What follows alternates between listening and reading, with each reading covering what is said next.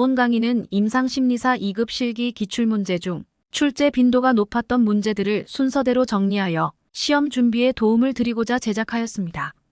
이번 영상은 임상심리사 2급 시험이 처음 실시된 2003년부터 2023년까지 20년간 4번 출제된 문제들에 대한 첫 번째 영상입니다.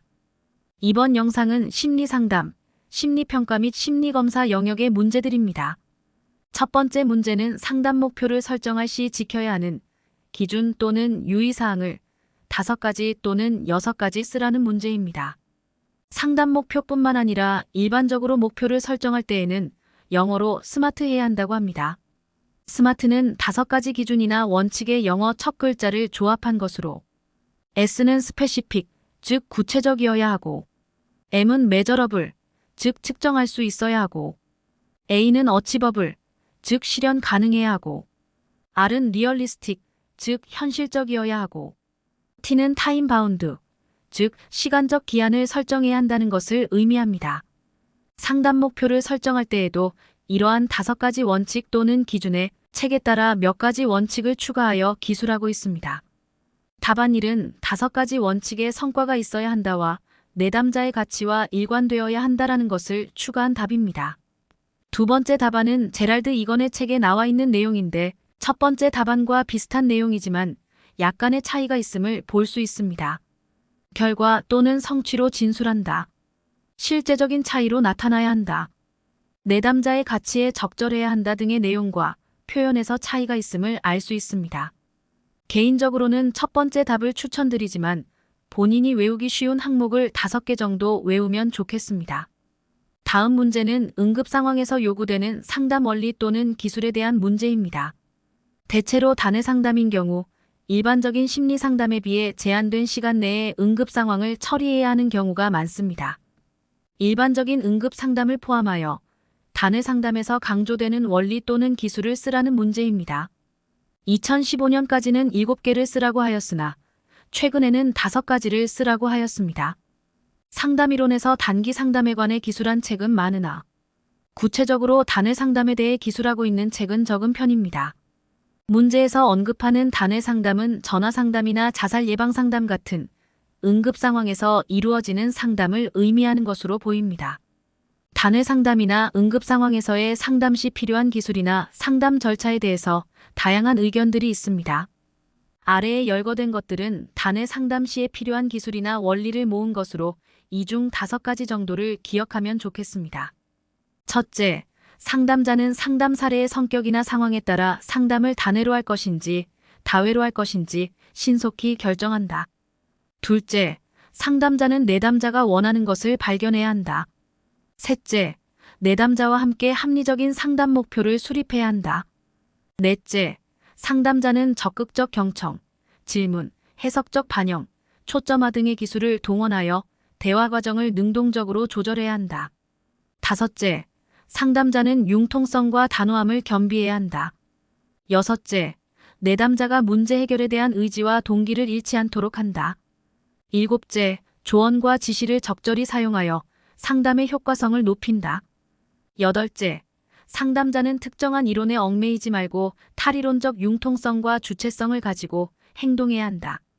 아홉째, 상담자는 직면을 기술적으로 사용하여야 한다.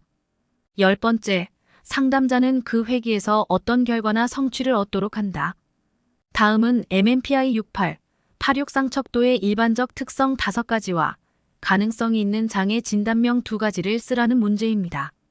68, 86 쌍척도의 핵심적 특성은 강한 열등감과 불안정감입니다.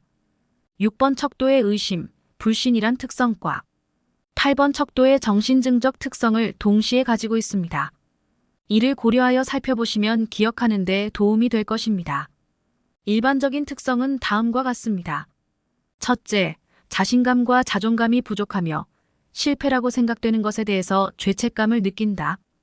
둘째, 타인을 의심하고 불신하고 적대감을 품으며 깊은 정서적 유대관계를 회피한다.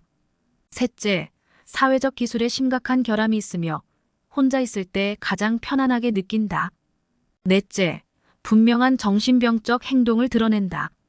다섯째, 자폐적이고 단편적이며 사고 이탈과 우원증을 보이고 사고의 내용이 기태적이다. 여섯째, 주의 집중 곤란, 기억의 결손, 판단력의 손상을 흔히 보인다. 일곱째, 피해망상, 과대망상, 환각 등을 보일 수 있고 비현실감을 보고하기도 한다. 여덟째, 둔마된 정서를 보이며 말이 빠르고 때로는 두서없이 지리멸렬하다. 가능성이 있는 장애로는 조현병과 성격장애로 조현성 성격장애와 편집성 성격장애를 들 수 있습니다. 이번 문제는 웩슬러가 정의한 지능의 개념을 쓰고 유동성 지능과 결정성 지능의 특징을 각각 2가지씩 쓰라는 문제입니다. 웩슬러가 정의한 지능의 개념은 개인이 한목적적으로 행동하고 합리적으로 사고하며 환경을 효과적으로 다룰 수 있는 종합적이고 전체적인 능력입니다. 카텔은 지능을 유동성 지능과 결정성 지능으로 구분하였습니다. 유동성 지능의 특징은 유전적, 선천적으로 타고난 능력이며 경험이나 학습, 사회 문화의 영향을 거의 받지 않는다. 모든 문화권의 보편적인 문제 해결 능력을 의미한다. 뇌와 중추신경계의 성숙에 비례하여 발달하다가 청년기 이후부터 퇴보 현상이 나타나기 시작한다. 개념 형성, 패턴 지각, 관계 파악, 일반적 추론 능력을 말하며 웩슬러 지능검사에서 행렬 추리, 토막 짜기, 퍼즐, 숫자 등이 유동성 지능을 측정하는 소검사이다. 결정성 지능의 특징은 환경이나 경험, 문화적 영향으로 발달하는 지능이다. 유동성 지능을 토대로 후천적인 발달이 이루어진다. 연령과 교육 정도가 높을수록 증가하는 경향이 있다. 추상적 능력, 장기 기억, 논리적 추리력, 언어 이해 능력을 말하며 웩슬러 지능검사에서 어휘, 이해, 상식 등이 결정성 지능을 측정하는 소검사이다.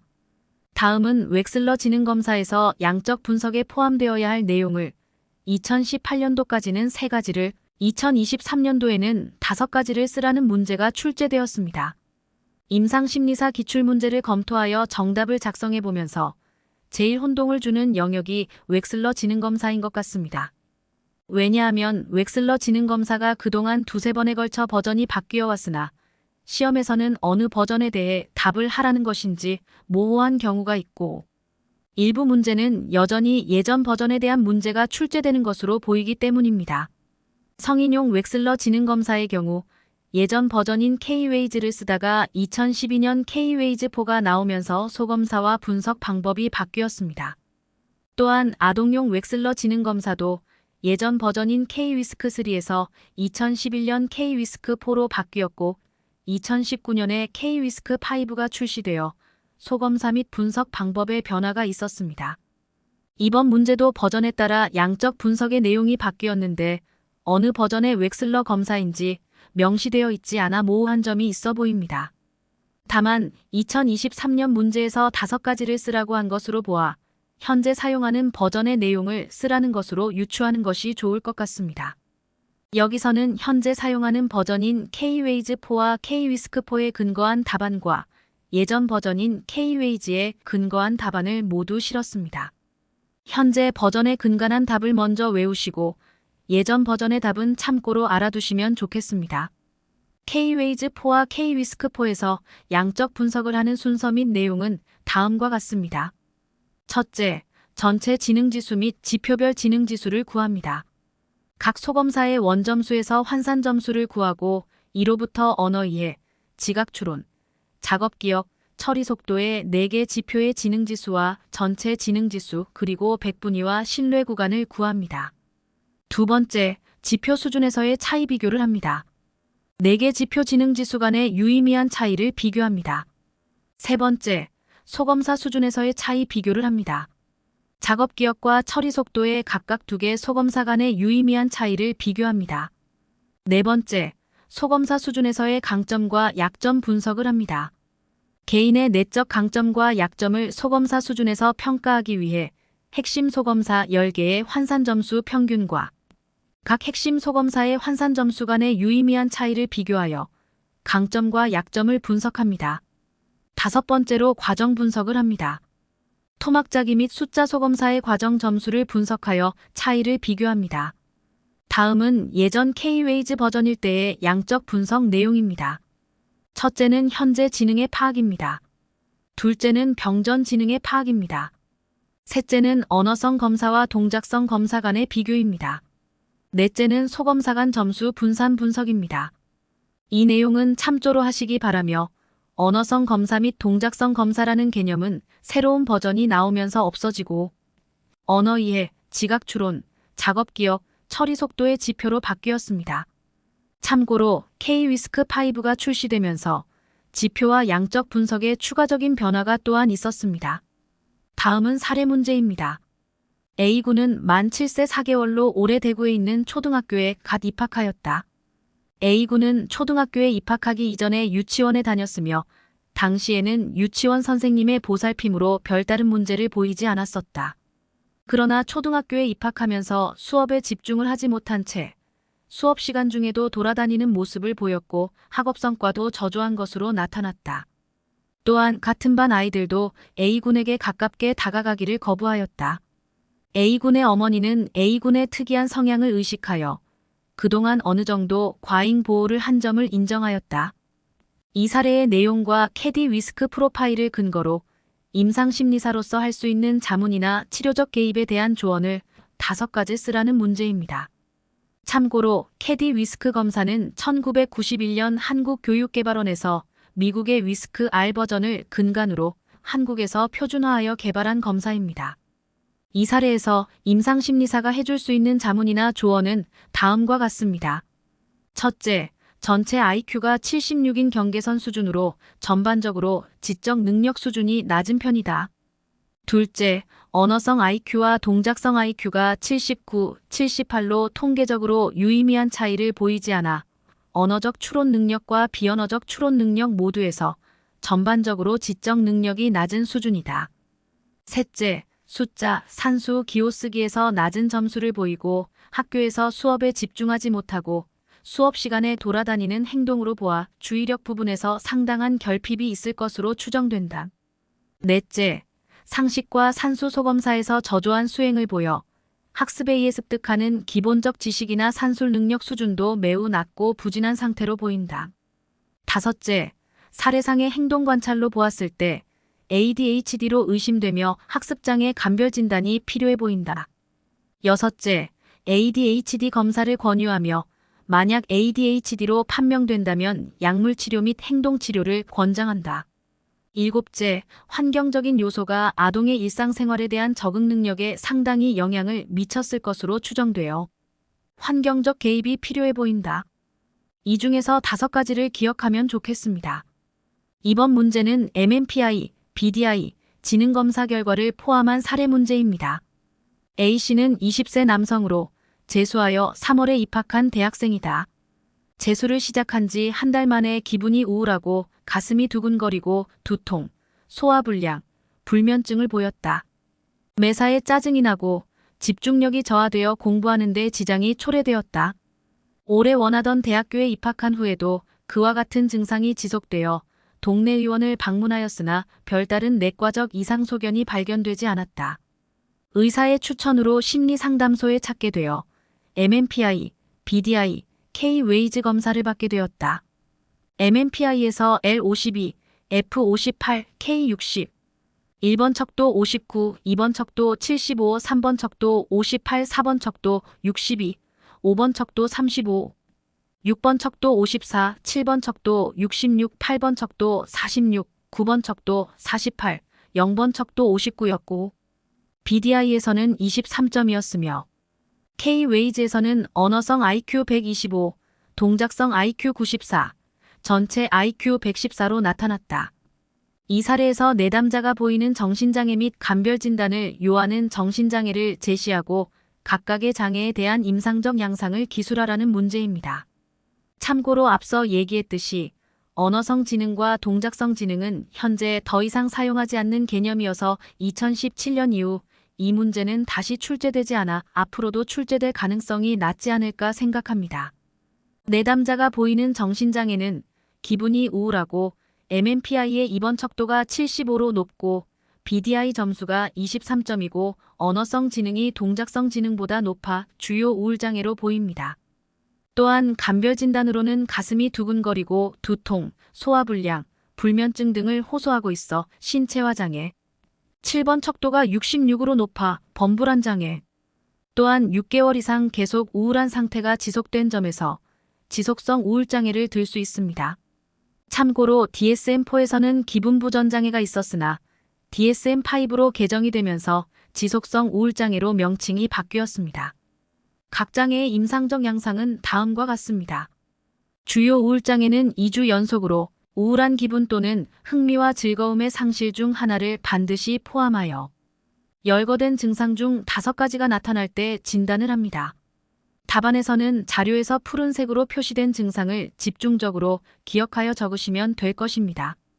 신체화 장애는 고통스럽거나 일상에 중대한 지장을 일으키는 하나 이상의 신체 증상, 그리고 신체 증상 또는 건강 염려와 관련된 생각, 느낌, 행동이 지속적인 생각, 높은 불안 등으로 나타납니다. 범불안 장애는 수많은 일상 활동에 있어서 지나치게 불안해하거나 걱정을 하고 그 기간이 최소한 6개월 이상으로 그렇지 않은 날보다 그런 날이 더 많습니다. 그리고 이런 걱정을 조절하기 어렵다고 느낍니다. 안절부절함, 쉽게 피곤해짐, 집중이 어려움, 과민성, 근육 긴장, 수면장애 등의 증상 중 3가지 이상이 나타납니다. 참고로 앞에서 언급한 BDI, 즉 백의 우울 검사에서 23점은 중한 우울 상태에 해당합니다. 이번 문제는 로샤 검사와 관련하여 엑스너의 채점 방식에서 주요 채점 항목을 5가지를 기술하라는 문제입니다. 엑스너의 채점 방식에서 채점 항목은 여러 가지가 있습니다. 첫째는 반응 영역과 발달질입니다. 반응 영역은 수검자의 주된 반응이 어느 영역에 대해 일어나고 있는가에 대한 것이고, 발달질은 반응 영역에서 발달 수준은 어떠한가에 대한 것입니다. 즉 수검자의 반응 영역 자체를 평가하는 동시에 그와 관련된 인지적 활동을 평가하는 것입니다. 반응 영역에 대한 평가는 전체 반응은 W, 흔한 부분 반응 또는 보통 부분 반응은 D, 드문 부분 반응 또는 이상 부분 반응은 DD, 공백 반응 또는 간격 반응은 S로 기호화합니다. 발달질에 대한 평가는 통합 반응은 플러스, 모호 통합 반응은 V/플러스, 보통 반응은 O, 모호 반응은 V로 기호화합니다. 둘째는 결정인입니다. 결정인은 반응하기 위해 잉크 반점의 어떤 부분이 사용되었는가 또는 반응을 결정하는데 영향을 미친 반점의 특징은 어떠한가라는 것을 기호화합니다. 수검자가 왜 그렇게 보았는지를 형태, 운동, 유채색, 무채색, 음영, 형태 차원, 쌍반응 및 반사반응 등 7가지 범주의 차원에서 평가합니다. 셋째는 형태질입니다. 형태질은 반응이 잉크 반점의 특징에 얼마나 부합하는가라는 것을 기호화합니다. 수검자가 사용한 반점 영역의 형태가 지각한 대상의 형태와 어느 정도 일치하는지를 평가합니다. 우수 정교화는 플러스, 보통은 O, 드문은 U, 왜곡되는 마이너스로 기호화합니다. 넷째는 반응 내용 및 평범 반응입니다. 반응 내용은 수검자가 보고한 대상이 어떤 내용 범주에 드는가를 기호화합니다. 이 중에서 수검자들이 흔히 나타나는 반응인 경우 평범 반응으로 기호화합니다. 다섯째는 조직화 활동 점수입니다. 이는 수검자가 자극을 얼마나 인지적으로 조직화하였는가, 얼마나 조직화하려 노력하였는가에 대해 평가합니다. 여섯째, 특수 점수입니다.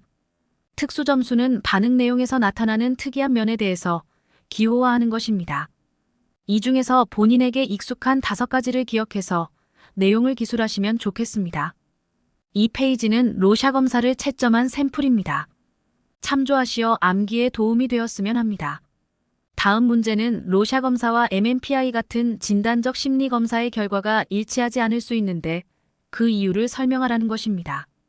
답을 알고 있는 것 같은데도 막상 답을 작성하려면 어려움이 있는 문제로 느껴집니다. 첫째, 성격은 복합적인 구조로 되어 있으며 개인차가 다양한 양상으로 나타나기에 투사검사인 로샤와 객관적 검사인 MMPI의 결과는 일치하지 않을 수 있습니다. 둘째, MMPI와 같은 객관식 검사는 피검자의 인성 특성을 살피는데 목적이 있고, 투사검사인 로샤는 개인의 무의식적 정신 과정을 살펴보는데 목적이 있기에 서로 나타나는 반응 내용이 다를 수 있습니다. 셋째, MMPI는 문항에 따라 의식적인 방어가 가능하지만 로샤는 의식적인 방어가 어려운 무의식적 성격 특성이 검사 자극에 투사된다는 특성이 있다. 따라서 검사 결과가 일치하지 않을 수 있습니다. 넷째, MMPI는 반응 경향성, 응답 제한성, 사회적 바람직성의 영향을 받고, 로샤는 검사자의 전문성, 개인 역량에 의한 주관적 판단 및 보고, 검사 상황에 따른 변인의 영향이 있어 두 검사의 결과가 일치하지 않을 수 있습니다. 마지막으로 검사 당시의 환경적 요인이 검사 결과에 영향을 미칠 수 있습니다. 앞의 문제와 관련된 내용은 김중수르 3인이 2000년 한국심리학회지에 발표한 논문에 상세하게 나와 있습니다. 자세한 내용이 궁금하시면 이 학술 진원문을 참조하시기 바랍니다. 이 페이지의 문제는 심리학적 평가보고서를 작성할 때 심리검사 결과와 생활사적 정보의 통합이 중요한 이유를 기술하라는 문제입니다. 여러분께서 잘 알고 계시듯이 심리평가보고서는 심리검사 결과, 행동관찰, 면담의 세 요소를 종합하여 작성합니다. 생활사적 정보는 주로 면담을 통해 얻을 수 있으며 이러한 생활사적 정보를 통합해야 하는 이유는 첫째, 내담자의 전반적인 이해를 위해서입니다.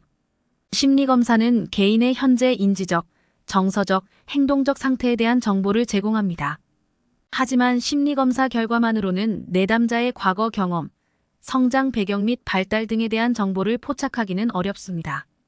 이러한 내담자의 생활사적 정보를 통합하면 그 개인에 대해 전반적으로 이해할 수 있습니다. 둘째, 검사 결과의 맥락화에 도움이 됩니다. 즉 생활사적 정보는 심리검사 결과를 맥락화하고 해석하는 데 도움이 됩니다. 환경적 요인, 개인의 경험, 스트레스 요인 등이 현재 심리적 기능에 어떻게 영향을 미쳤는지를 고려할 수 있습니다. 따라서 생활사적 정보는 검사의 정확하고 의미 있는 해석의 중요한 요소입니다. 셋째, 진단의 정확성을 향상하는 데 도움이 됩니다. 심리검사 결과는 가치 있는 진단 정보를 제공할 수 있지만 일부 증상이나 행동은 개인의 역사적 맥락 등 생활사적 정보를 고려할 때 더 잘 이해할 수 있습니다. 따라서 보다 정확한 진단을 위해 생활사적 정보를 통합하는 것이 도움이 됩니다. 넷째, 효과적인 치료 계획 수립에 도움이 됩니다. 생활사적 정보를 검사 결과와 통합하면 더 목표 지향적이고 효과적인 치료 계획을 수립하는 데 도움이 됩니다. 개인의 강점, 취약성 및 과거 경험을 고려함으로써 효과적인 치료 전략을 개발할 수 있습니다. 지금까지 긴 영상을 보고 공부하시느라 수고 많으셨습니다. 다음 영상은 4번 출제된 문제들의 두 번째 영상으로 남은 문제들을 공부할 예정입니다. 다음 영상에서 뵙겠습니다. 감사합니다.